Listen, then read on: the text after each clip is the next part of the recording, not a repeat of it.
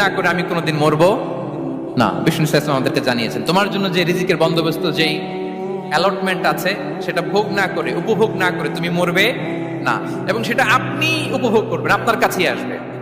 ধরুন আপনারা যে ফল আমেরিকাতে খান, এটা কি আমেরিকায় চাষ হয় ফল, নাকি কানাডা মেক্সিকো থেকে আসে? এখানেই হয়, আবার বাইরে থেকেও আসে। লেটস সে আপনি যেই অ্যাপেলটা দিয়ে আজকে ব্রেকফাস্ট করলেন, যে অ্যাপেলটা আপনি খেলেন, এটা মেক্সিকো থেকে এসেছে।